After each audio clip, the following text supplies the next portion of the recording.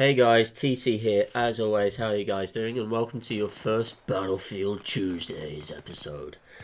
Anyway, on this episode, I'll be playing as a sniper on it's Devilman Peak. It's going to be a combination of two games on this, playing Rush, just to give some continuity to the video. And the video is very much it's about sniping, obviously, because I'm using a sniper, but how it differs to COD. Now, obviously, having with this joint venture with Hoose, I've got into watching COD videos, and it just shows the stark differences between sort of the arcadey style of COD and its very much quick-paced gameplay, and the realistic warfare of Battlefield.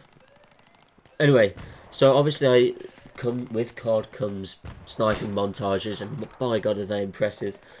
But what the fact is, Battlefield and COD are obviously two different games, and they play out so much more differently because of the engines which they run. Anyway, with COD 4, I was a pretty proficient sniper, very much with the Barrett 50 cal because it was OP. Anyway, it was on Crossfire and Bog, were probably my personal favourites to snipe on.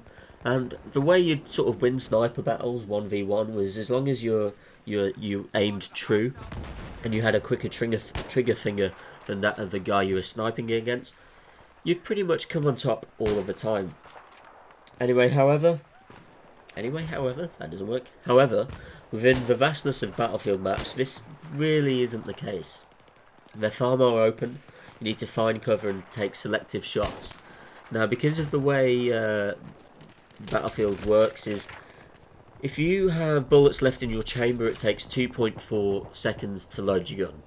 If you completely empty that clip, it takes 4.8 seconds. So that's 5 seconds to completely reload your weapon. Now this means, unlike COD, you can't really go gun-ho sniping like a madman from the Wild West.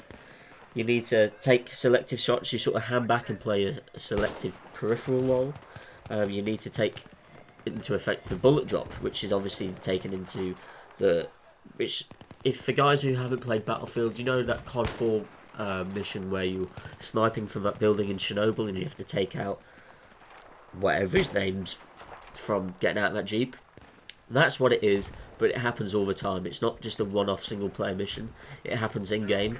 So you've really got to be careful on where you take your shots. And it really does transform the way you play.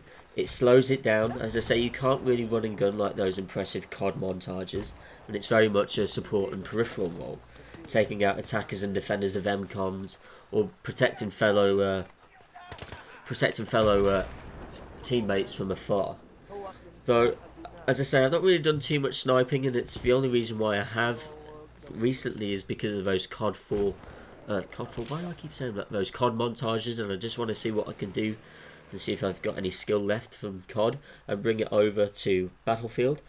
But admittedly, it's probably because I'm quite naff at it. These were two sort of 20-minute games, and I got I'd say about half-hour games, and I got about 20 kills each. But even though I'm naff, it is so much more satisfying when you get that kill from across the map, because you've had to take that calculation into account. It is really quite, I really do prefer it to COD in that sense. Anyway, I'm using the SV98 here, and that's because I obviously don't, this is my, I've pushed up right to the left here, and obviously got a clear straight view to the MCOM, and I'm playing a bit of a flanking manoeuvre here, just laying down some suppression fire whilst those guys on the right hand side try and pincer those guys, but unfortunately they do defend and defuse the MCOM. Anyway, back to the SV98, and it's an okay gun. It's pretty slow. It's 48 rounds per minute, as I've said before, so it's not the quickest sniper in the world. Obviously, it's not semi-automatic, but it's a one-shot kill to the head. This is a lovely shot. So I squealed like a little girl when I got that.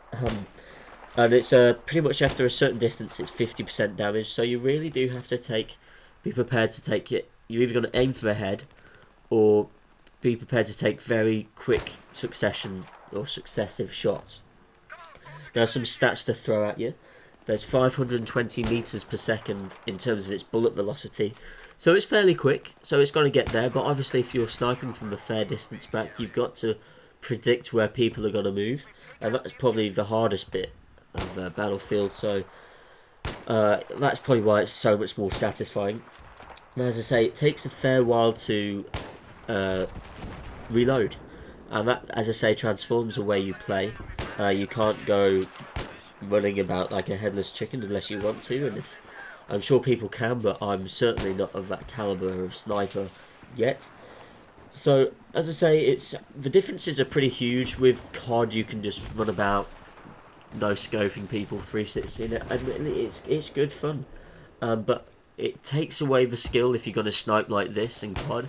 That you don't have to take into account anything really, as long as you're aiming at them, and you can get that shot off first.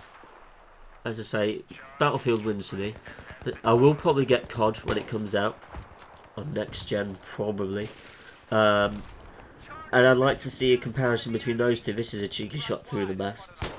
I didn't really see his head, but yeah, the way I play sniping is sort of you play from the back and you work your way forward. Here we're running out of lives, so I'm flanking on the left, sort of weaving in and out because I saw some shots. Anyway, this is a cheeky running headshot. But anyway, guys, this is the episode coming to an end. I hope you've enjoyed it. I'm very much enjoying this YouTube thing, trying to be a hero and get this and get murked by water. Anyway, this is TC, so leave a like, favourite and a subscribe, and follow us on Twitter at Hoose and TC, and I'll see you in the next video. See you later.